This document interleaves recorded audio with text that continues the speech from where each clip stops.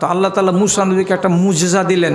মুজেজাটা কি? তখন লাঠি, যেখানেই যাবেন লাঠিখানা হাতে, লাঠিকে যদি হাত থেকে শুধু জমিনে ছেড়ে দেন সাথে সাথে সাপ হয়ে যাবে, হাতে যদি খপ করে ধরেলেন তো একদম ডান্ডা হয়ে যাবে। একদিন জিজ্ঞেস করে বলছে, এই তুই যে আল্লাহর বান্দা আল্লাহর বান্দা আল্লাহ নবী করছিস, তো তোর কাছে কি প্রমাণ আছে? ওর চোখের সামনে লাঠিখানাকে যেমনি ফেলে দেওয়া, একবারে আলাদ সাপের মতো কালো হয়ে এমনি করে ফনা তুলে দাঁড়িয়ে গেছে। আর যেমনি ফনা তুলে দাঁড়িয়ে যাওয়া, ফেরাউন বলছে, ওরে সুবহানাল্লাহ, কত বড় জাদুঘরের বেটা জাদুঘর, জলদি করে সাপকে হটা। নবী মুসা সাথে সাথে ফেরাউনের ভয় দেখে খপ করে যেমনি হাত দিয়ে ধরলেন, লাঠি হয়ে গেল। সাথে সাথে বলছে, তোরকে আল্লাহ তাআলার কি দিয়েছে? তখন নবী মুসা আলাইহিস সালাতু ওয়াস সালাম নিজের ডাইন হাতখানা এমনি করে বগলে লাগালেন, আর বগলে লাগাবার সাথে সাথে এমনি করে যেমনি বের করবেন হাত দিয়ে জিরো বল্বের মতন পিলিক পিলিক পিলিক পিলিক করে হাতটা জ্বলতে থাকবে জ্বলতে থাকবে জ্বলতে থাকবে। বলছি এটাও মুজিজা নয়, এগুলো সব জাদু। তো বলছে জাদু? তো তোর দেশের জাদুকরটিকে ডাক, কত বড় সিয়ানা আমি যদি জাদুঘর হইতো। বলছে হ্যাঁ আছে, আমার দেশে অনেক সিয়ানা আছে, তো ডাক। কোনখানে ডাকবে? যে আমার দরবারে ডাকবে। ওর দরবারে অনুষ্ঠান কায়েম হলো এই বিশাল বড় গলিতে। 20-20টা সিয়ানা খায়া খালি পাড় হয়ে আছে, এরকম মোটা মোটা জাদুঘর, সব ডান্টা হাতে করে করে এসেছে, মানে পাঁইতারা দেখাবে বলে। নবী মুসা বলছেন, তোরা দেখাবি না আমি দেখাবো? তখন ফেরাউন বলছে, কি করছিস তোরা, দেখা না হয়। সাথে সাথে এরা নিজেদের লাঠি আর দড়ি আর রসা যে যেটা বেঁধে নিয়েছিল এমনি জমিনে ছেড়ে দেওয়া, সব কিলবিল কিলবিল কিলবিল করে, কোনোটা ডাঁড়াল সাপ আর কোনটা দাঁড়ার সাপ আর কোনটা আলাদ সাপ আর কোনটা গহমা সাপ, একদম মজলিস ভর্তি হয়ে গেছে। নবী মুসা দেখছেন আর বলছে যে আর আছে না এটি? আচ্ছা তুই দেখ না, তুই কত বড় জাদুঘর আছিস, তোকে এখন সাবাড় করে দিবে। নবী মুসা লাঠিখানা যেমনি ছেড়ে দিলেন, সাপটা সাথে সাথে সাপ হয়ে গেল। সাপটা কত বড় হলো? তো বলছে আর নিচকার চোয়ালটা মেঝেতে লেগে আছে, আর উপরের চোয়ালটা ফেরাউনের বাড়ির কার নিচে লেগে আছে। এতখানি চওড়া মুখ করে দিয়ে তাকালো, আর তাকাবার পরে ওইখানে যতটি সাপ ছিল সবটিকে এক এক এক এক করে সবটিকে গিলে ফেলে দিল, পেটের ভেতরে ভরে নিল। আর যেমনি পেটে ভরা হয়ে গেল, নবী মুসার সাথে সাথে খপ করে লাঠিটাকে ধরে ডান্ডা বানিয়ে নিলেন, সাপটাকে ধরে ডান্ডা বানিয়ে নিলেন। আর যেমন এটা করে দেওয়া, যতটি জাদুঘর ছিল সবাই তখন বলছে কি, আমরা নবী মুসার আল্লাহর উপরে ঈমান নিয়ে এলাম, আমরা নিজেদেরকে আর এই ফেরাউনের দলে রাখলাম না, আমরা ওনাকে নবী বলে মেনে নিলাম, ওনার আল্লাহকে আমরা আল্লাহ বলে মেনে নিলাম। ফেরাউন বলছে, আমি অনুমতি দিইনি, তার আগে তোরা ঈমান আনলি, তার মানে ডাহিন পাকে একবার, বাঁ হাতকে একবার, ডান হাতকে একবার, বাঁ পাকে একবার, উল্টা পাল্টা করে কাটবো, কেটে একা হারামখোরকে আজাব দিব, গাছে ঝুলাবো। এরা বললো চ্যালেঞ্জ থেকে গেল, গাছে ঝুলাও, উল্টা করে ঝুলাও, সোজা করে ঝুলাও, ফাঁসিতে ঝুলিয়ে দাও, ট্যাঙে বেঁধে দড়ি বেঁধে ঝুলিয়ে দাও, হাত কেটে দাও, পা কেটে দাও, সত্যকে অস্বীকার করা যাবে না। নবী মুসা হলেন নবী, অতএব আমরা মেনে নিয়েছি, তুমিও মেনে নাও। ফেরাউনের সামনে দরজা খুললো, কিন্তু ফেরাউনের মতো আন্ধা কবুল করলো না। দেখছেন? তারপরে আর একদিন হয়েছিল, 10,000 বানি ইসরায়েলকে নিয়ে নবী মুসা ফেরাউনের সন্ত্রাসকে থামতে না পেরে নীল নদী পার করে এপারে আসছিলেন। ময়দানটার নাম তিহের ময়দান। তো আল্লাহ তাআলা 12,000 মানুষকে এপার থেকে ওপার থেকে এপার আনার জন্য নীল নদীতে রাস্তা বানিয়ে দিয়েছিলেন মুসা নবীর এক লাঠির আঘাতে। যখন হাই রোড হয়ে গেল, 12,000 লোক ওপার থেকে এপার চলে আসলেন, রাস্তা রাস্তা হয়েই আছে। ফেরাউন তার সৈন্য সামন্ত নিয়ে তাড়তে তাড়তে তাড়তে তাড়তে চলে আসছে। আর আসার পরে নদীর কিনারায় রাস্তা দেখে তখন সবটি লোককে ডেকে বলছে, রে মিশরের লোক, তোরকে বিশ্বাস হয় না যে ফেরাউন তোরকে আল্লাহ? আবে চোখে দেখ কেমন নীল নদী আমার সম্মানে রাস্তা করে রেখেছে, নাম রাস্তা দিয়ে চল ওই পারে। আল্লাহ তাআলা উপর থেকে কইছেন, তোর বাপের করা রাস্তা নেই, দেখ একবার কে করেছে রাস্তা, তোর খাতিরে রাস্তা হয়েছে না কার খাতিরে। যেমনি মাঝখানে এসলো ফেরাউন এবং তার সৈন্য সামন্ত, আল্লাহ কোরআনে বলছেন ফাগরাকনাহু ওয়া জুনুদাহু, আল্লাহ রাব্বুল আলামিন বলছেন আমি তাকে এবং তার সৈন্য সামন্তকে সব দিকে চুপুর চুপুর করে, যেমন গমের জমিতে পানি খালে ভরে দিয়ে ইঁদুরকে মারা হয় অমনি করে সব দিকে নীল নদীতে মেরে সাবাড় করে দিলাম। যখন সাবাড় করে দেওয়া হলো, যখন দম যাচ্ছে ওই ফেরাউন জল্লাদের, যখন দেখছে আর কোনো উপায় নাই, তখন পানি খেতে খেতে উপর দিকে মুখ করে একটা কথা বলেছিল। কথাটা কোরআনে লেখা আছে, আমান্ত বিল্লাজি আমানাত বিহি বানু ইসরাইল, আমি ওই আল্লাহর উপরে ঈমান আনলাম যেই আল্লাহর উপরে বানি ইসরাইল কওমেরা ঈমান এনেছে। কার উপরে ঈমান আনছে? ওই আল্লাহর উপরে ঈমান আনছে যেই আল্লাহর উপরে বানি ইসরাইলেরা কি করেছে? ঈমান এনেছে। এখন ডুববার কালে ওকে বলা হচ্ছে, আরে তুই আল্লাহ যে, তো ডুবছিস কেন? বলছে রিজাইন দিয়ে দিন, আল্লাহ আর থাকবো না। কি করবা তাহলে? এবার মুসা নবীর আমি কম হয়ে থাকবো, আর মুসা নবীর আমি উম্মত হয়ে বাঁচবো। আমি এখন আল্লাহ তাআলার কাছে নতি স্বীকার করে বলছি, আমি তোমার উপরে ঈমান আনলাম যার উপরে বানি ইসরাইলেরা ঈমান এনেছে। তাহলে যার সারাটা জিন্দেগি ফাজলামি করতে করতে আর মাতব্বরি করতে করতে আর সাঁড়ামি করতে করতে কেটে গেল, যখন দম যাওয়ার টাইম এলো তখন বলছে আমি আল্লাহর উপরে ঈমান আনছি, আমি বানি ইসরাইলেরা যাকে বিশ্বাস করেছি এক আল্লাহ বলে, তাকে আমিও এক আল্লাহ বলে বিশ্বাস করছি। তাহলে কোন কালে এই ঈমান আনছে? দম যাওয়ার কালে। দম যাওয়ার কালে। আপনি বলুন, এই ঈমানটা ও তো ঘোষণা করিয়ে দিয়েছে মুখে যে আমানতু বিল্লাজি, ও তো মুখ দিয়ে বেরিয়েই গেছে যে আমি ওর উপরে ঈমান আনলাম যার উপরে বানি ইসরাইলের ঈমান এনেছে। তাহলে এই ঈমান দুয়ানা ঈমানে ও নাজাত পাবে? ওকে আল্লাহ তাআলা ছেড়ে দিবেন? রেহাই হবে? দুয়ানা ঈমানে মরবার কালে ওষুধ খেলে রোগ ভালো হবে না, শরবত দিয়ে কাজ হবে না। আল্লাহ তাআলা পরিষ্কার করে আদেশ করলেন জিবরিলকে, এবার মুখে কাদা ভরে দে যাতে আর দ্বিতীয়বার বলতে না পারে যে আল্লাহ আমি তওবা করছি। জল্লাদের অবস্থাতে কবরে চলে গেল। আপনার ঈমানকে আমি ওর সাথে তুলনা কেন দিতে গেলাম? বুঝি এই জন্য দিতে গেলাম, বয়স কত? 40 বছর। কয়টা ছেলের বাপ? তো 5টা ছেলের বাপ। যদি জিজ্ঞেস করা যায় নমাজ পড়েন? বলছে মুলি সাহেব এখনো নমাজ ধরতে পারিনি, ধরে নিব। আরেকজন লোককে বলছি এমনি করে মোটা কুমিরের মতো হয়ে আছেন আর ক্যাশ বাক্সের কাছে বসে আছেন, দোকানে সারাদিনে চা বিক্রি হয়, খাস্তা বিক্রি হয়, বিড়ি সিগারেট বিক্রি হয়, কত টাকা কামাই হয়? তো বলছে 1500 টাকা করে দিন ইনকাম হয়। আপনি নমাজ পড়তে যান? বলছে যেতে পারি না। কেন পারেন না? মুলি সাহেব সব সময় গ্রাহক আসে, উঠে যদি যায় তো ক্যাশ বাক্সটা কে সামলাবে? বেটাটা বড় হোক আর 3-4 বছর পরে বেটাকে দোকানে বসিয়ে দিব, আর দেওয়ার পরে আমি তখন আল্লাহর পাশে লাগবো। আপনার বয়স কত? তো বলছে 40 বছর। 15 বছর পরে বয়স কত হবে? তো 55 বছর। ওয়াদা করছে আল্লাহর সাথে কেমন? এখন বাড়া যাবে না, ব্যস্ততা আছে, ছেলে মানুষ হয়নি, এখন ক্যাশ বাক্স সামলাইছে। আর দুধের সসপ্যানের গায়ে বসা বসা চাঁছি খেয়ে খেয়ে খেয়ে খেয়ে খেয়ে কুমির হয়ে আছে, চ্যাপটা হয়ে। ওর সামনে আজান পড়ছে, ডন্ট কেয়ার। আজান তো রোজই হয়, নমাজের ধার ধারে না, রোজার ধার ধারে না, ইবাদতের ধার ধারে না।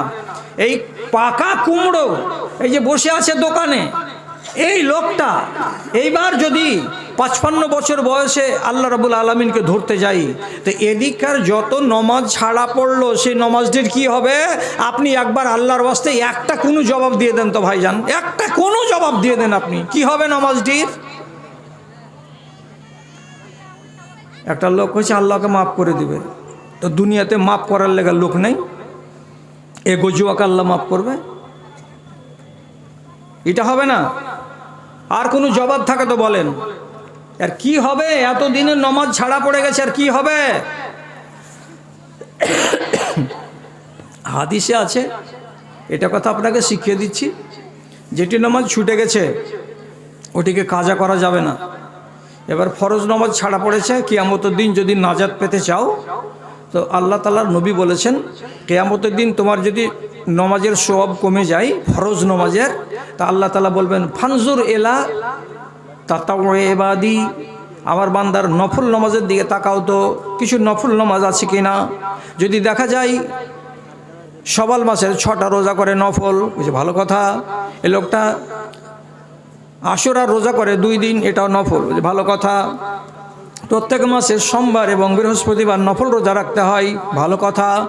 প্রত্যেক মাসের 13 তারিখ, 14 তারিখ, 15 তারিখ নফল রোজা রাখা যায়, তো ভালো কথা। কিছু মেয়ে ছেলে আছে দুনিয়াতে, এরা 12 মাস 3টা 4টা করে মাস প্রতি রোজা করে, তো ভালো কথা। এইরকম নমাজও আছে নফল। তো নফল নমাজ যদি বেশি বেশি করে পড়ে, তো দেখো তোরে আমার বান্দার নফল নামাজ বেশি আছে না নাই। যদি বেশি নফল নামাজ পাওয়া যায়, তো ওই নেকিগুলোকে পাল্লাতে চাপিয়ে মেকআপ নেওয়ার চেষ্টা করা হবে। আর যদি বেশি বেশি নফল নামাজ থাকে, তো ওইগুলোকে পাল্লাতে চাপাবার পর ফরজের খেসারত যদি মিটে যায়, তো আলহামদুলিল্লাহ। আর যদি না মিটে, তো তাহলে কিন্তু উপায় নাই। তাহলে ফর্মুলা কি দাঁড়ালো? আপনাকে নমাজ যেটি ফরজ সেটি তো পড়তেই হবে। বিগত দিন নমাজগুলোকে যদি আপনি মেকআপ করতে চান, তো আপনাকে নফল নমাজ বাড়াইতে হবে। নফল নমাজ কতটি পড়তে পারবেন? 55 বছর বয়সের একটা লোক, আজকালকার জামানাতে শতকরা 90টা লোক সুগার, আর তার ভিতরে আবার শতকরা 50টা লোক হাঁটুর কামড়ে হু হু হু করছে। একটা মানুষের শরীর বাত ব্যথা থেকে খালি নাই, হাঁটুর কামড় আর পিঠের কামড় আর সিদ্ধাটার কামড় থেকে। তো এই 55 বছর বয়সে আল্লাহকে রাজি করার জন্য রমজান মাসে তারাবির নামাজ ধরেছে, নামাজ পড়তে গেছে। ফরজ 4 রাকাত আরামে হয়েছে, তারপরে তারাবি যে চলবে আহলে হাদিসের মসজিদে, তো রকেট চলবে, এক্সপ্রেস চলবে না। এত মুলি সাহেব দানা দান কুলু আল্লাহ দিল, আর 3টা আয়াত দিল, এই দিল ওই দিল, আল্লাহু আকবার, চলে গেল রুকুতে, স্বামী আল্লাহু লিমান হামিদা, চলে গেল সিজদাতে, দে সিজদাতে একবার সুবহান রাব্বিয়াল আলা, দে উঠ জলদি করে আল্লাহু আকবার, রব্বানা ফেললি মাগলি হোক নেই না হোক, আবার যা সিজদাতে। তুফান চলছে, তুফান চলছে। আর এই 55 বছরের মালাউন আল্লাহকে রাজি করার জন্য নামাজ ধরেছে। এবার ইমাম আছে শামসি স্টেশনে, আর এই গাঁয়ের কামডোল গাঁয়ের জমশেদ আলী ওই এখন পড়ে আছে শ্রীপুর স্টেশনে। রুকু থেকে উঠে কোমর সোজা করে সিজদাতে যাচ্ছে, তৎক্ষণে ইমাম সাহেব পয়লা সিজদা থেকে উঠে গেছে। তারপরে দ্বিতীয় সিজদাতে যখন যাচ্ছে, তখন ওই সিজদাটাই আর প্রথম হয়েছে আর ইমামের দ্বিতীয় হয়েছে। তারপরে উঠে যে ইমাম সাহেব ফের আলহামদুলিল্লাহ শুরু করে দিয়েছে, তখন পর্যন্ত কোঁকাইছে, তারপরে উঠছে। এই করে পিছে পিছে পিছে পিছে ওই চলছে হাওড়া ফকিরবাহার ট্রেনের মতন করে। এক সালাম ফিরে দেওয়ার পরে ডাহিন ভাই তাকাইছে, তাকার পরে আর উঠে না। আর 2 রাকাত চলে গেল, তখন ওর পোতা বলছে, দাদু আর নামাজ পড়বি না? হ্যাঁ, কিছু তোরা পড়, আমি আর চলতে পারি না। তো তুই যে কহেছিলি 4 দোকানে তীরমোহনীতে আমের গাছের তলায়, বয়স বাড়ুক আল্লাহকে ধরবো, তো এমন করে ধরবো যে এবারে দাঁত কামড়ি দিয়ে ধরবো, তো ধর, কই তোর নামাজ? আল্লাহ রাব্বুল আলামিন বলছেন, সভাপতির দিকে তাকান, আমি বেচারিকে চিনি না, তবে দেশের মানুষ নিশ্চয়ই জানা আছে কথাগুলো। আল্লাহ তাআলা বলছেন, ওয়া মান নুআম্মিরুহু নুনাক্কিসুহু ফিল খালকে আফালা ইয়াকিলুন। দুনিয়াতে যাকে আমি বয়স বেশি দিব রে, তাকে আর একবার আমি 1 বছরের শিশু বানাবো, আর 1 বছরের শিশু বানাবার পর তাকে কবরে ভরবো, তাছাড়া আমি কবরে ভরবো না। কেমন কথা? যাকে আমি বয়স বেশি দিয়ে দিলাম 60, 65, 70, আল্লাহ কি বলছেন? আবার তোকে মরবার আগে 1.5 বছরের শিশু বানাবো, বানিয়ে তোকে কিছুদিন বাঁচিয়ে রাখবো, তারপরে তোকে কবরে ডাকা হবে। বলছে, এই আল্লাহ, তুমি আমাকে 1.5 বছরের শিশু বানাবে কেন? তো বুঝতে পারলাম না। ভালো করে বুঝেন, ভালো করে বুঝেন আমার ভাইরা, আমার বন্ধুরা, আমার প্রাণের বন্ধুরা, কথাটাকে কত মূল্যবান। আল্লাহ তাআলা বলছেন, 1.5 বছরের শিশু, তাকে যদি আপনি 500 টাকা দামের একটা প্যান্ট পরিয়ে দেন, আর 4 বার করে ওর কানে কানে যদি ওর মা বলে, বেটারে ঝাড়া ফিরিস না, বেটারে প্যান্টটাতে ঝাড়া ফিরিস না, ঝাড়া ফিরা লাগলে তুই একটু খালি কোকাবি আর আমাকে কবি না, তো প্যান্টটা খারাপ হয়ে যাবে। তোর বাপ মেলায় টাকা দিয়ে প্যান্টটা কিনে এনেছে। 20 মিনিট পর ওর মা যদি ওকে ডেকে এনে কয়ে, পাছা দেখি রে, মাল পড়ে বোঝে আছে। ও কি জানে যে এটা 250 টাকা দামের প্যান্ট আমি খারাপ করলাম কেন? ওর তো জ্ঞান নেই। ওকে খিদা লেগেছে, ওর মুখ ফুটে না, তখন কি ওরে, মা আর না তো বেশি করে মা মাম পানি খাবো, বেশি কথা নাই। আর যদি এগুলো কথা কেউ বুঝতে না পারে তো খালি কাঁদবে, শুধু কাঁদবে, যেহেতু বলি এখনও আসেনি। আপনার যখন 65 বছর বয়স হয়ে যাবে, 1.5 বছরের মতো বাচ্চা বানাবেন আল্লাহ তাআলা, তার মানে কি আপনি হয়ে যাবেন দুর্বল। বাচ্চাটা যেমন দুর্বল, বাচ্চা যেমন দাঁড়াতে পারে না, আপনি তেমন দাঁড়াতে পারবেন না। বাচ্চা যেমন মুখে কথা বলতে পারবে না, তেমনি আপনিও নিজে বিছানায় পড়ে পড়ে কথা বলতে পারবেন না। বাচ্চা যেমন খাবার চাইবে তো গঙ্গার মতো করবে, তেমনি আপনি চকিতে পড়ে পড়ে খালি প্রতাপবাবুকে ডাকবেন আর বলবেন কুণ্ঠে গেলি গে সলেম, রুটি গালা দুটা দিন আগে, রুটি গালা দুটা দিন আগে। সারাদিন খালি ভিক্ষা চুলির ভাঙা করে মাংতে থাকবেন। আর বাড়ির লোকেরা অত বেশি খাবার দিবে না, কেন যে একটা বউ যদি দয়া করে রুটি দিতে যায় তো আর একটা বউ বলবে বুঝিস না, বুঝিস না, বেশি করে ওই বুড়াকে খাওয়াইস না, যত খাওয়াবি তত বুড়া হাঁকবে, খানা মেপে দিবে আপনাকে। আর বড় কথা হলো এটাই, আপনি হিসাব রাখতে পারবেন না। যখন পেশাবের সময় লাগবে আপনি কাউকে ডাকবেন না যে পেশাব করা লেগেছে রে আমাকে উঠা। লুঙ্গিতে পেশাব করে চুপচাপ টুকর টুকর করে তাকাবেন। অনেক দিন লুঙ্গিতে পায়খানা করে দিয়ে চুপচাপ পড়ে থাকবেন বিছানায়, কিচ্ছু বলার থাকবে না। বেটারা কতদিন টানবে, বউগুলোকে বলবে তোরা টেনে দে, তোরা টেনে দে। আর যদি ওরা বেচারারা পরের বেটি টেনে দেয় তো যেখানে সেখানে গিয়ে বলবে বুবু গে লাড়ি আই লাগা লগে, বুবু পিন্ডা কালি হয়ে গেল গে, বুবু বুড়া মরতেও মরে না, ঘাটা ছাড়ে না, বলবে না? কোন বয়সে পড়েছ? বুড়াতি বয়সে। কি বললেন আল্লাহ? তোকে আর একবার 1.5 বছরের শিশু বানিয়ে তারপরে কবরে নিব। আর তুমি আমাকে কি বলছো বট গাছের তলায়? বলি সাহেব নামাজ ধরবো। কতদিন পরে ধরবে? তার 15 বছর পরে ধরবো। এ সমস্ত ওয়াদার কপালে জুতা মেরে দিতে হবে। হ্যাঁ, এটা ওয়াদা মুসলমানের। ফেরাউন যেমন সারা জিন্দগি খেলা করে মুরবার করে বলছে তোমার উপরে ঈমান আনলাম, ওই ঈমান যেমন তার কাম দিল না। আল্লাহ রাব্বুল আলামিন বলছেন আলিয়াউমা নুনাজ্জিকা বিবাদানিকা, এ ফেরাউন তোর মতন হারামখোরকে আমি সারা দুনিয়ার মানুষের সামনে সুরক্ষিত করে রেখে দেব। পোকাতে তোকে খাবে না, পানিতে তোকে খাবে না, কোনো মাছিতে কোনো কীড়া মাকুড়াতে তোর গায়ে খাবে না, তোকে এমনি করে আমি রেখে দেব। আজ পর্যন্ত আল্লাহ রাব্বুল আলামিনের গজব তার উপরে এই নাজিল হলো যে নবীর যুগ থেকে 2200 বছর আগে ফেরাউন মারা গেল। সেই ফেরাউনের লাশটা আজকেও মিশরের মিউজিয়াম ঘরে তাকে রাখা আছে। আমচুর যেমন শুকিয়ে গেলে একদম মাংসগুলো জড়ো জড়ো হয়ে যায়, তেমনি ফেরাউনের মুখ, দাঁত, চোখ, হাত, পা, মাংস সবই আছে, ঠিকঠাক হয়ে আছে। বিশাল বড় একটা কাঁচের বাক্সতে রাখা আছে। ও শুকিয়ে শুকিয়ে আমচুর হয়ে আছে। আজ পর্যন্ত কোনো পোকাতে তার দেহকে খায়নি, আজ পর্যন্ত তার দেহগুলোকে কোনো হাড় হাড্ডিগুলোকে পোকাতে খায়নি। আল্লাহ তাআলা কোরআনে বলছেন খাবে না। এটা কেন রাখলাম? তো সারা দুনিয়ার মানুষকে দেখাবার জন্য রাখলাম। কি বলে? যারা আমার সঙ্গে বাকড়ামি করবি রে তো তাদের পরিণাম ফেরাউনের মতো হবে রে।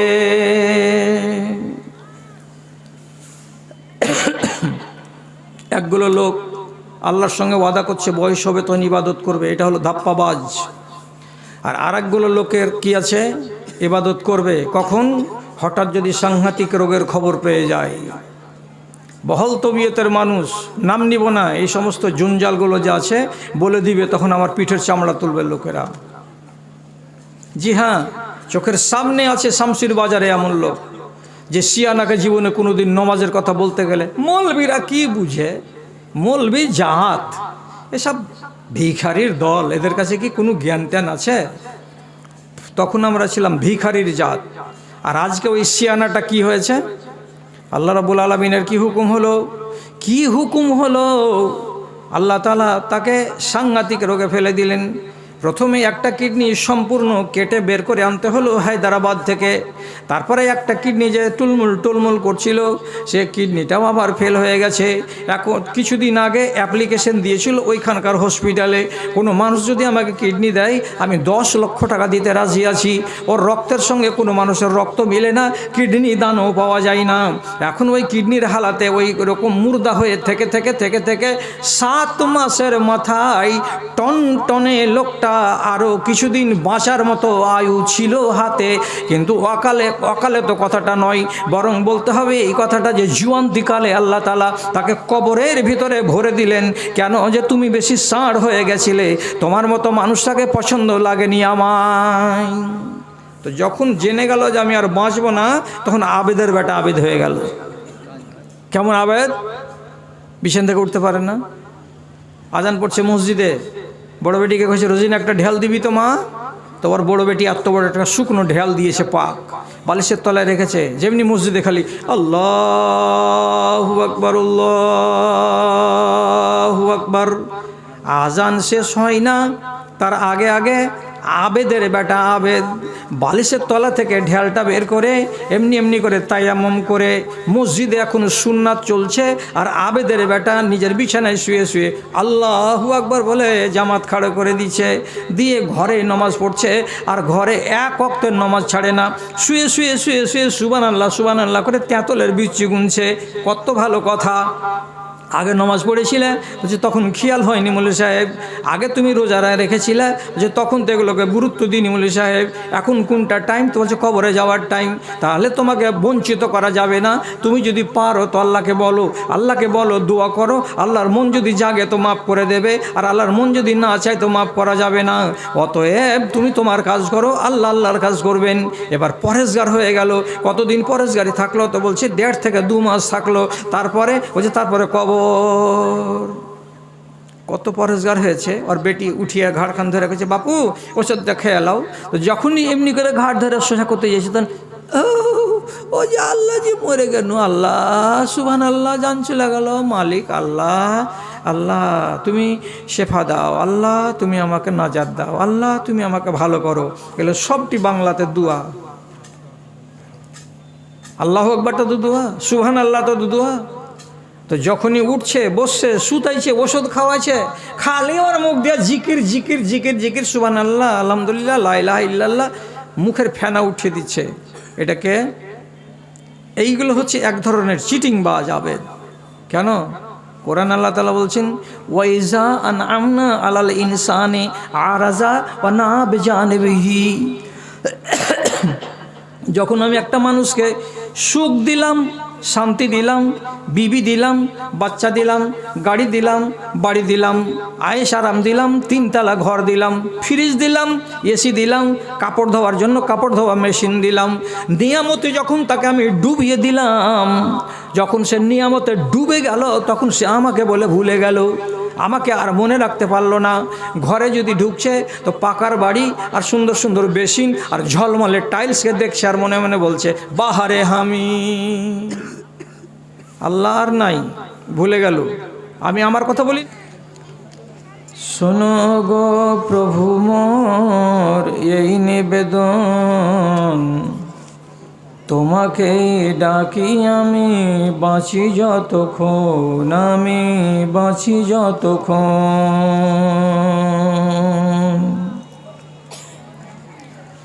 আকাশের তারাগুলি মিটি মিটি আসে, জানি এরা তোমাকে শুধু ভালোবাসে, এরা শুধু ভালোবাসে। আমিও বাসি যেন তাদের মতন, তোমাকে ডাকি আমি বাঁচি যতক্ষণ, আমি বাঁচি যতক্ষণ।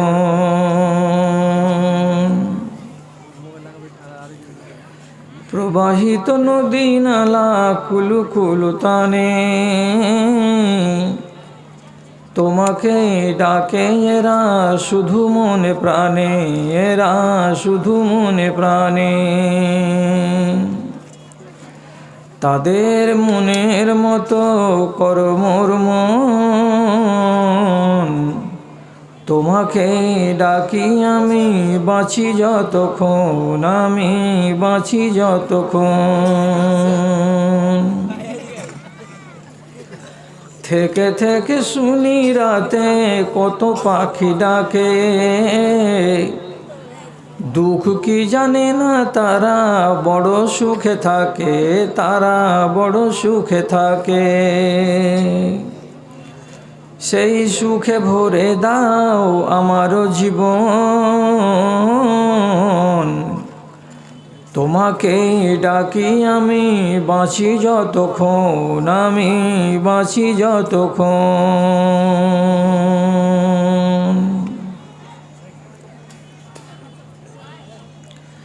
মাননীয় সভাপতি সাহেব, সমবেত এই গ্রামের এ প্রান্ত ও প্রান্ত থেকে মসজিদের ভালোবাসাকে বুকে নিয়ে ইমানের দরদকে সাথে নিয়ে উপস্থিত বিভিন্ন শ্রেণীর আমার ছোট ও বড়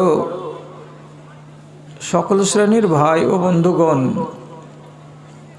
তথা এক পার্শ্বে মজলিসের শান্তশিষ্টভাবে বসে থাকা আমার আদরের মাতা ও ভগ্নীগণ, আমি আল্লাহ রাব্বুল আলামিনের অন্তরের অন্তরস্থল থেকে শুকর গুজারি করছি এবং তার হামদ ও সানা গাইছি যে আমি আমার জীবনের শেষ বেলায় আপনাদের এই গ্রামটাতে জালসার নামে হাজিরি দিতে পারলাম। ইতিপূর্বে এই গ্রামের নাম আমি হাজারবার করে শুনলেও এখানে আমার আসার সুযোগ হয়নি। আজ আপনাদের সামনাসামনি বা মুখামুখি হয়ে কিছু কথা বলার আল্লাহ আমাকে সুযোগ দিয়েছেন, আপনাকে সুযোগ দিয়েছেন আল্লাহ তাআলা ওই সমস্ত দিন ও ইমানকে বৃদ্ধি করে এমন কথাগুলো শুনে নিজেকে সৌভাগ্যমণ্ডিত করবেন তার কাজে। আপনি একদিক দিয়ে ভাগ্যবান, আমি একদিক দিয়ে ভাগ্যবান। তো যে আল্লাহ আমাদের নামে এই সুযোগটুকু তৈরি করে দিয়েছেন সেই আল্লাহ তাআলার একটু নামাক হালালি করি আমরা সবাই মিলে। আল্লাহ তাআলা নামাক হালাল বান্দাকে খুব পছন্দ করেন, নামাক হারামকে খুব ঘৃণা করেন। কাজে নামাক হালালি যদি করতে চান তাহলে আল্লাহর শুকরিয়া আদায় করতে হবে। মুখটাকে নাড়িয়ে জবানটাকে হিলিয়ে মুহাব্বতের সাথে যদি একবার বলতে পারি আলহামদুলিল্লাহ, তারপরে তার আখেরি রাসূল রাহমাতুল্লিল আলামিন বিপ্লবী জননেতা জানাবে মুহাম্মাদুর রাসূলুল্লাহ সাল্লাল্লাহু আলাইহি ওয়াসাল্লামের উপর শত সহস্র দরুদ ও সালাম নাজিল হোক। আল্লাহুম্মা সাল্লি আলাইহি আল্লাহুম্মা বারিক আলাইহি। বেরাদারান ইসলাম,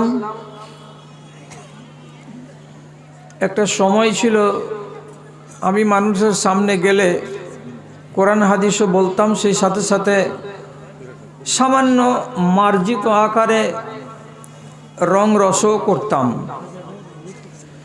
কিন্তু এক তো নিজের বয়স বেড়েছে, আমি 64 বছর বয়সের মানুষ। দ্বিতীয় কথা, আমাদের দেশের মুসলমানদের ইমানের অবস্থা অত্যন্ত শোচনীয়। তাহলে এই শোচনীয় ইমানকে, এই মাজা ভাগা ইমানকে একটু যদি সোজা করতে হয় তাহলে রং রসের কথা দিয়ে হবে না। আল্লাহ তাআলা যেভাবে ওয়াদা করেছেন যে যদি মুসলমানেরা কোরআনের কথা শুনে এবং প্রিয় নবীর জীবনী থেকে লোমহর্ষক কিছু কথা শ্রবণ করে তাহলে তাদের ইমান বাড়বে, ইমানের মরীচিকা দূরীভূত হবে। সেই আশাই, সেই ভরসাই আপনাদের সামনে একটা আয়াত পড়লাম। সেই আয়াতটাকে সামনে রেখে আপনারা যদি আমার সাথে কম করে হলে 1 ঘন্টা আর বেশি করে যদি হয় তো 1.5 ঘন্টা এই সময়টুকু দিতে পারেন তাহলে এ বিষয়ের উপরে আমার কথা সম্পূর্ণ করে নিয়ে আমি বিদায় হব, আপনারা কেউ বিদায় করব ইনশাআল্লাহ। আল্লাহ তাআলা বলছেন এর থেকে বড় জালিম আর দুনিয়াতে কে হবে?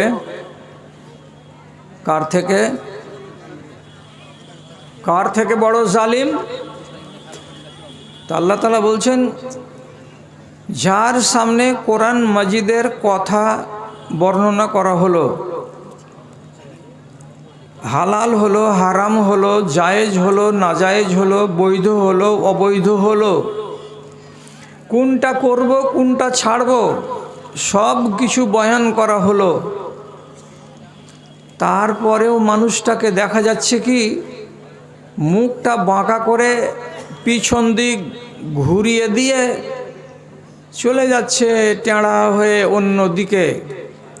কথাগুলোকে মগজে বসাই না, কথাগুলোকে হৃদয়ে বসাই না, কথাগুলোর প্রতি মোহাব্বত এবং ভালোবাসা দেখাই না, তাহলে এই মানুষগুলোর মতো জালিম এই দুনিয়াতে আর কে আছে?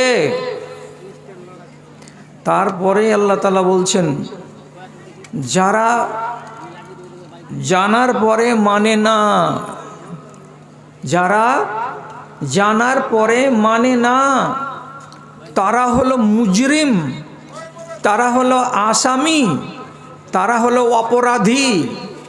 আর যারা আসামি বা মুজরিম তাদের কথা আল্লাহ রাব্বুল আলামিন একটু পরে তখন বলছেন কি, ওয়া ইন্না মিনাল মুজরিমিনা মুনতাকিমুন।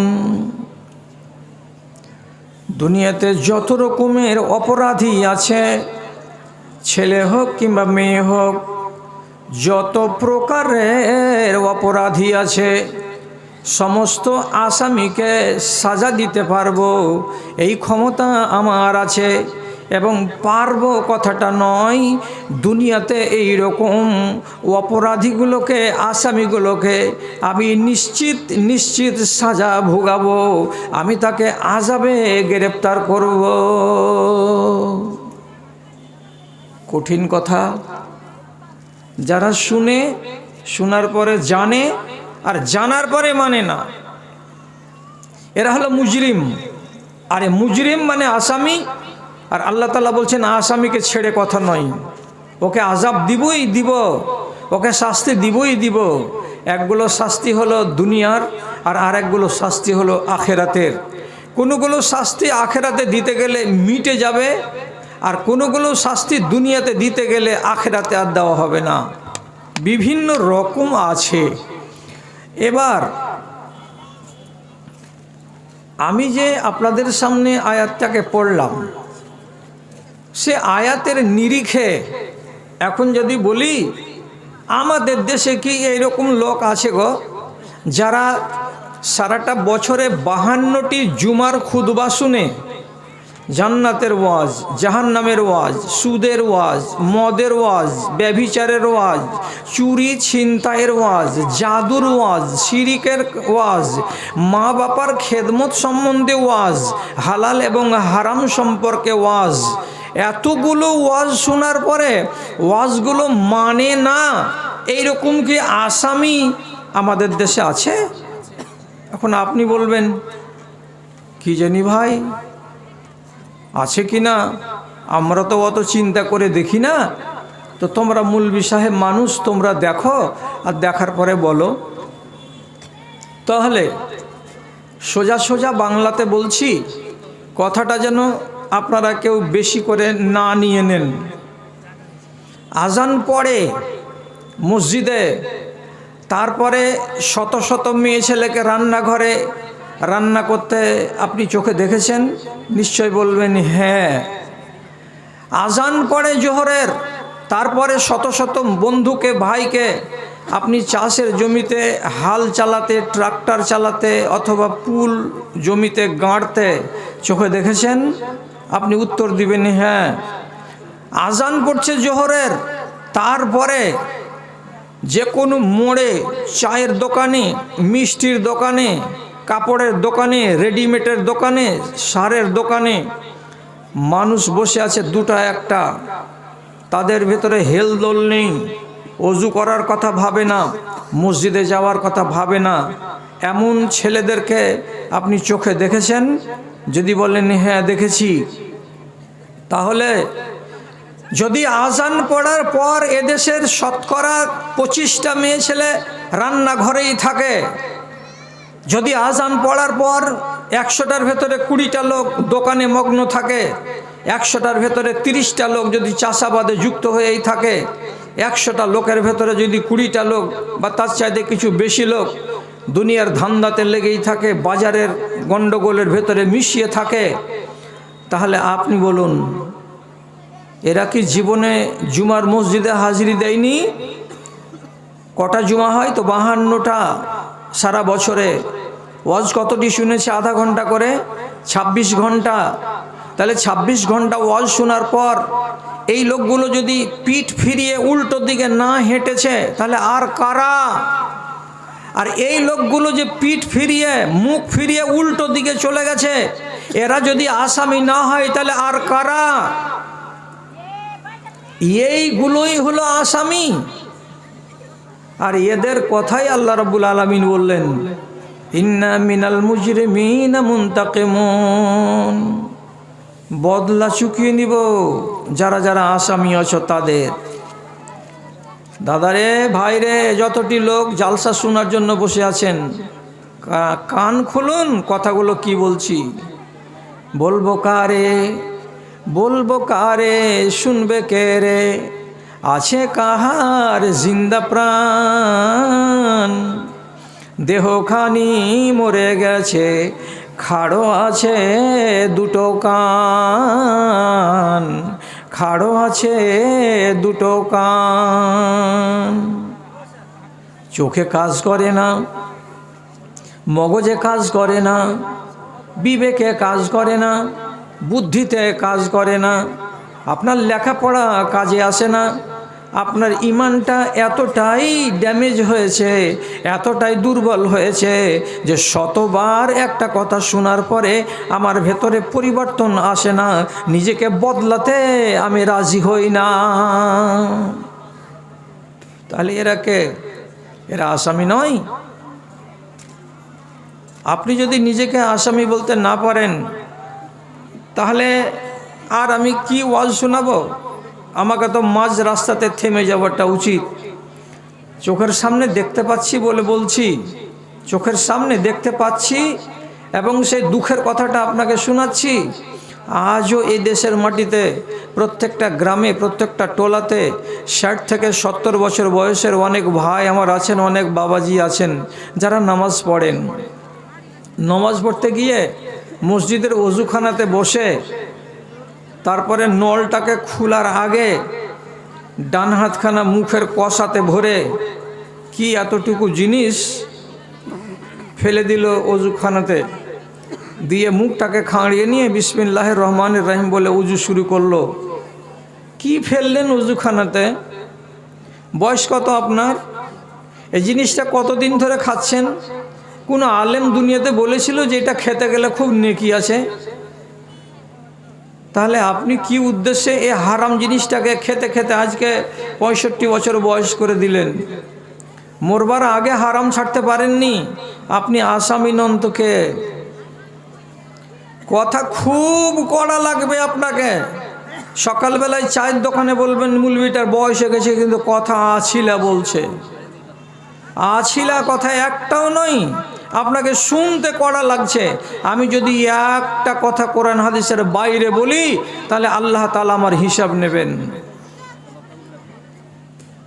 আপনার ওই হারাম জিনিস খাওয়া মুখটা দিয়ে তার আপনার পার্শ্বে আরেকটা লোকের সামনে যদি গল্প করেন, আপনার মুখ থেকে সেন্ট আসবে না 32 দিনকার মরা কুকুরের গা থেকে যেটা সেন্ট আসে, দুর্গন্ধ আসে, ওই দুর্গন্ধটা বেরোবে?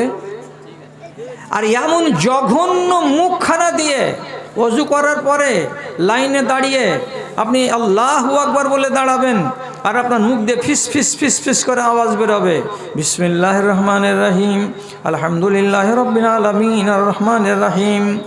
আপনার যতগুলো শব্দ মুখ দিয়ে বেরোবে, এই যে পচা জায়গাগুলো, দুর্গন্ধযুক্ত জায়গা, এখান দিয়ে শব্দগুলো বের হবে তো গন্ধ মাখা মাখা অবস্থায় বের হবে। আপনি বলেন তো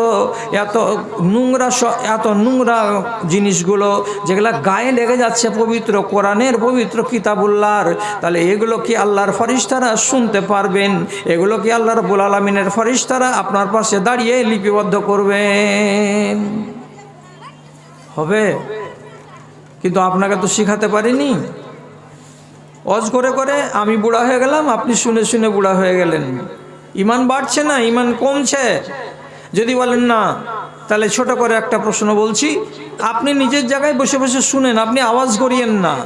কি 30 বছর আগে, 30 বছর আগে যা আমাদের দেশের অবস্থা ছিল তার দিক দিয়ে দেখে বলছি। 30 বছর আগে আমাদের দেশে মসজিদের সংখ্যা যতটি ছিল তার তুলনায় আজকের দিনে মসজিদের সংখ্যা বেড়েছে না কমেছে? বেড়েছে। 30 বছর আগে আমাদের দেশে ট্রেন এবং বাস যতটি ছিল তার তুলনায় আজকের দিনে বেড়েছে না কমেছে? বেড়েছে। 30 বছর আগে আমাদের দেশে যতটি স্কুল ছিল, কলেজ ছিল, মাদ্রাসা ছিল, ব্যাংক ছিল, কোর্ট কাচারি, অফিস আদালত ছিল, তার তুলনায় আজকের দিনে এগুলো বেড়েছে না কমেছে?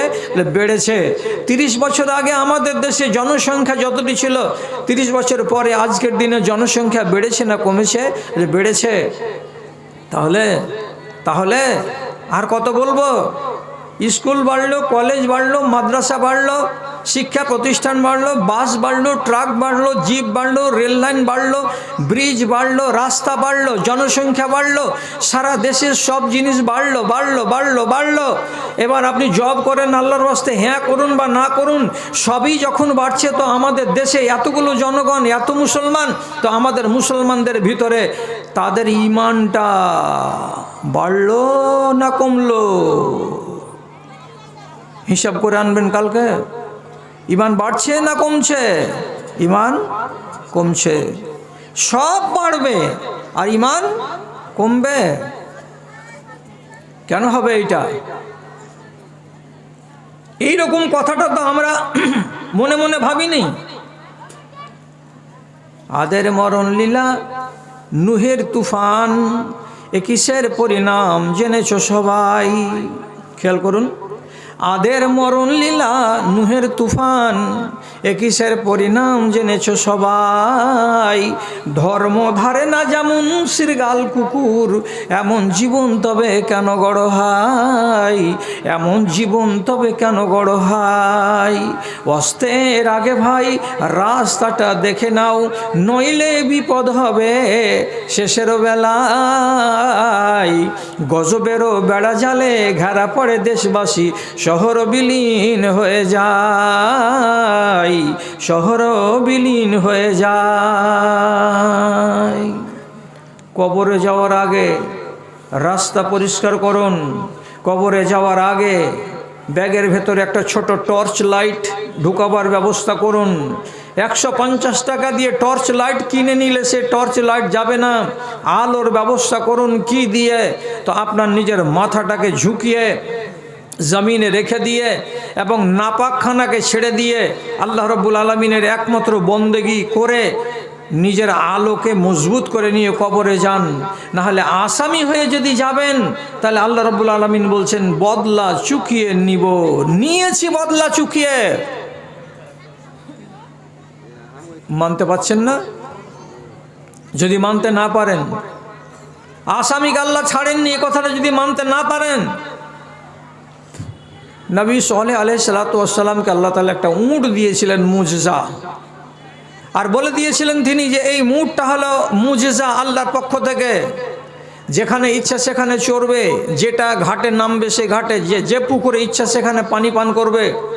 তোমরা এই উটকে কোনোদিন বাধা দিও না, তো তোমরা তার গায়ে লাঠি মারিও না, তার তোমরা ক্ষতি করিও না। এটা আল্লাহর পক্ষ থেকে এসেছে, এটাকে তোমরা নাড়তে গেলে বিপদ হবে। এটা মুজজা।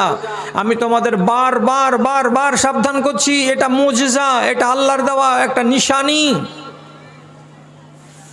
20 বার বলার পরেও গ্রামবাসীর বদ চরিত্র আল্লাহ কোরআনে বলছেন ফাকারুহা, ওর পাকে কেটে দিল। এই উট তুই এত সিয়ানা, যার জমিতে পাবি ঢুকে যাবি, মড়মড় মড়মড় করে কচি কচি ভুট্টার গাছগুলোকে খেয়ে নিবি, খেসারির জমিতে ঢুকবি এবং পাইমল করে খেয়ে ফেলবি, এটা বরদাস্ত করা যাবে না। ফাকারুহা, ওকে কেটে দিল পাখানা। যেমনি কেটে দেওয়া, আল্লাহ রাব্বুল আলামিনের নাফরমানি করলো তারা। রব্বুল আলামিন বলছেন আসামিকে ছাড়ি না। তখন আল্লাহ কি করলেন? ফাদামদামা আলাইহিম রাব্বুহুম বিযামবিহিম ফাসাওয়াহা, রাতের বেলায় আযাব নামিয়ে দিলেন। আর আযাব নামিয়ে দেওয়ার পরে ওই এলাকার যতগুলো লোক ছিল, একজন লোক করলো, 4 জন লোক করলো, তাদের শাস্তি হিসাবে সবার উপরে নাজিল হলো আযাব। গোটা এলাকাটাকে রব্বুল আলামিন ধ্বংস করে রেখে দিলেন। আসামিকে ছাড়া হয় না, এ কথাটা যেন মাথায় থাকে।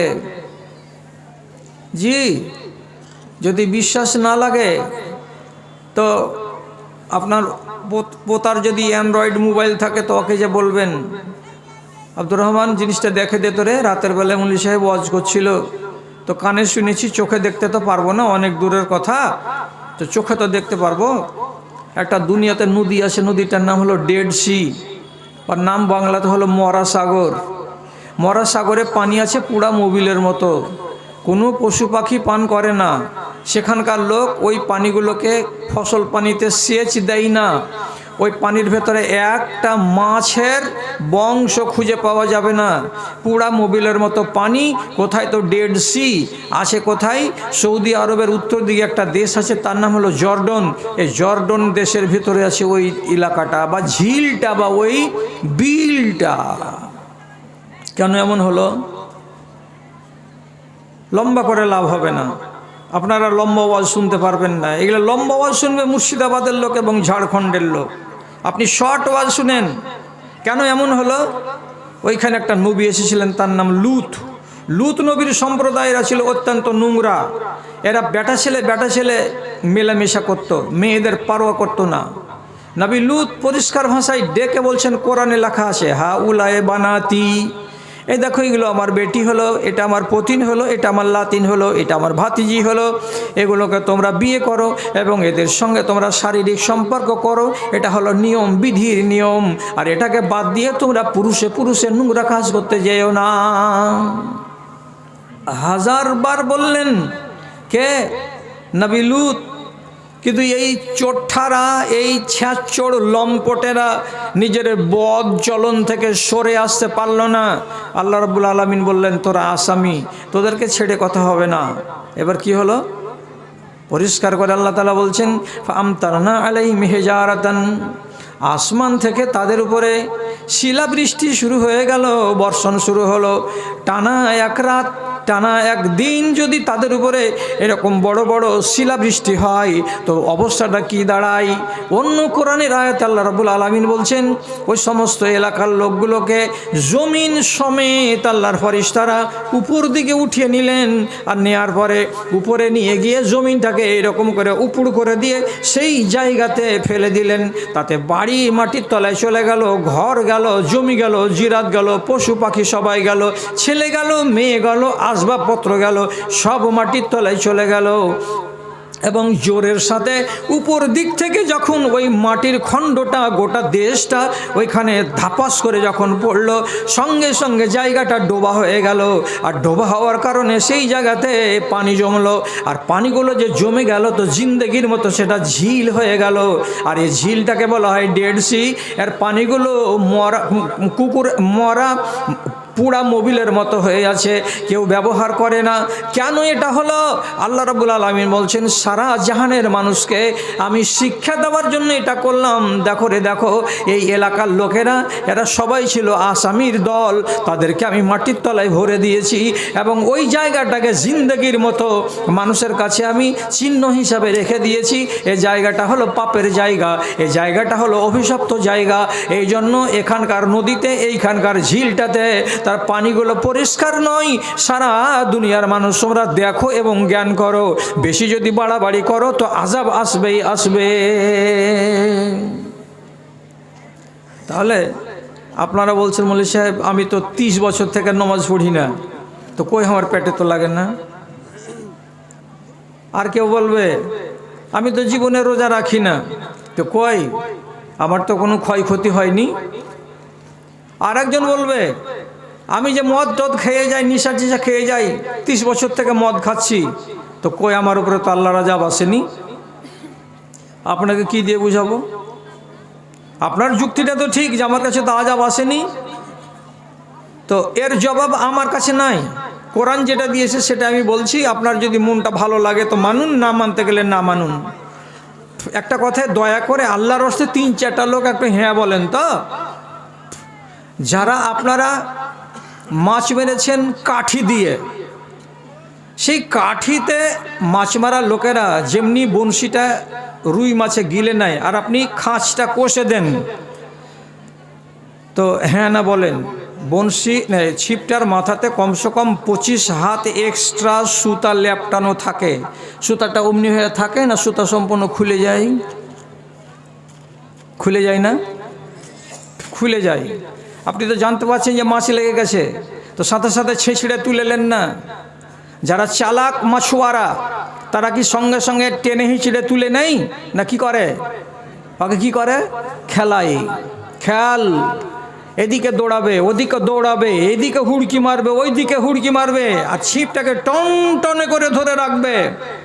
যখন দেখলো যে না পালাবার উপায় নাই, নিস্তেজ যখন হবে আর দৌড়াদৌড়ি করবে না, তখন আস্তে আস্তে এই চালাক শিকারী ছিপটাকে ধরে আস্তে আস্তে করে টেনে টেনে টেনে টেনে 5 কেজি রুইটাকে ডাঙায় তুলে আনবে।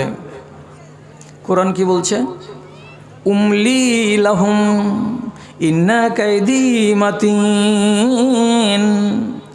এদেরকে আমি ঢিল দিয়ে রেখেছি, যেমন তগ্গিকে ঢিল দেওয়া হয় মাছকে চারিদিকে খেলা করার জন্য।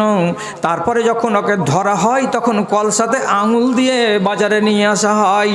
আল্লাহ তাআলা কোরআনে বলছেন আমি তাদেরকে ঢিল দিয়ে রেখেছি, করো আরও করো, মদ খাও আরও মদ খাও, মাগিবাজি করো আরও মাগিবাজি করো, নমাজ ছাড়ো আরও নমাজ ছাড়ো।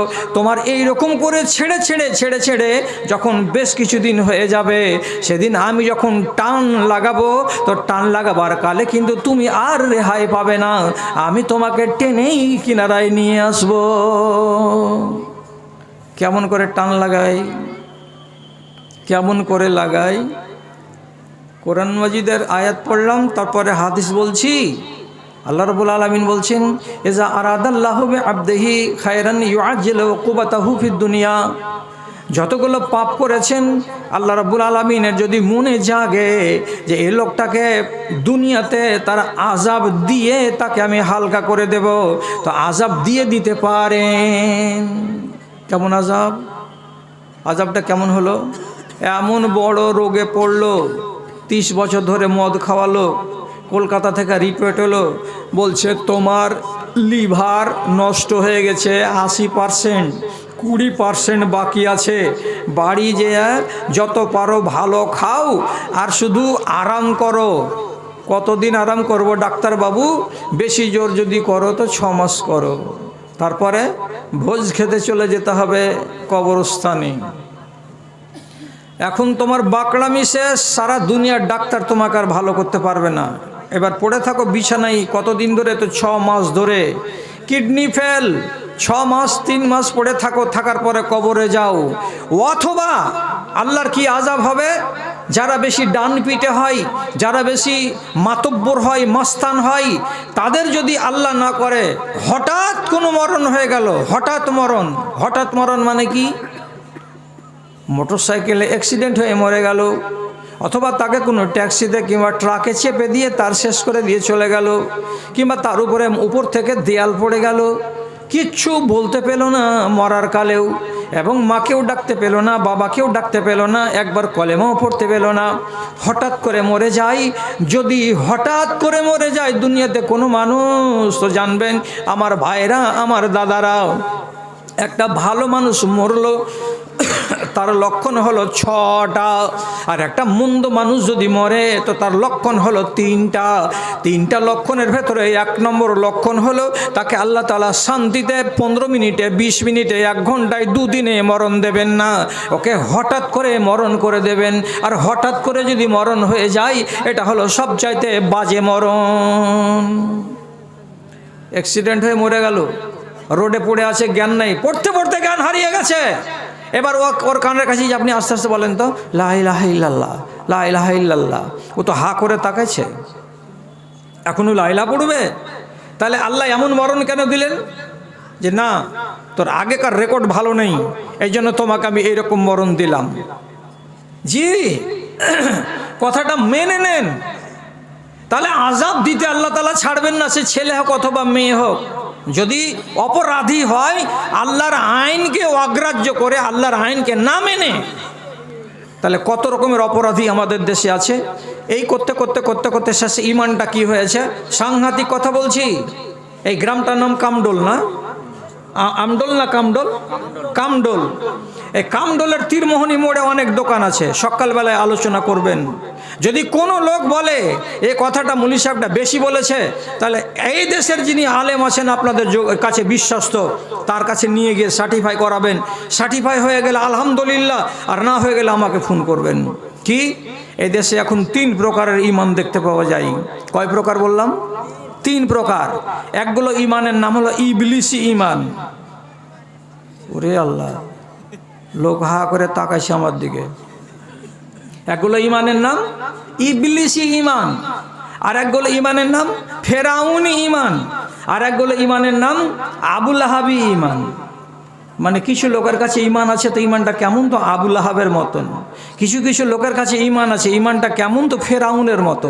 কিছু কিছু লোকের কাছে ঈমান আছে, কেমন ঈমান, তো বলছে এর ঈমানটা আছে আবু লাহাব আর ফেরাউন আর আরেকটা কার, ইবলিস, ইবলিসের মতো। 3 জনের 3 রকমের ঈমান আছে। আর এই 3 রকমের ঈমান আমাদের দেশে আমি দেখতে পাচ্ছি আমার চোখ দিয়ে। যদি মিলে যায় তো ভালো কথা, আর না মিললে রাস্তা ঘেরিয়েন না আমার। কেমন করে দেখলাম, তো কেমন করে দেখলাম এই কথাটা যদি আপনাকে খুলে বলতে চাই, তো তাহলে সত্যি করে আপনাকে বলছি, কথাটা কষ্ট লাগবে আপনাকে শুনতে, কিন্তু বরহক কথা। সারা জিন্দেগি সাঁড়ামি করে করে মরল কে, তো ফেরাউন। ফেরাউনকে তবলিগ করেছে ওর স্ত্রী আসিয়া, কথা মনে রাখেন। ফেরাউনকে তবলিগ করেছে ওর স্ত্রী আসিয়া, ফেরাউনকে তবলিগ করেছে হযরতে মূসা, আর ফেরাউনকে তবলিগ করেছিল কি নবী মূসার ভাই হারুন।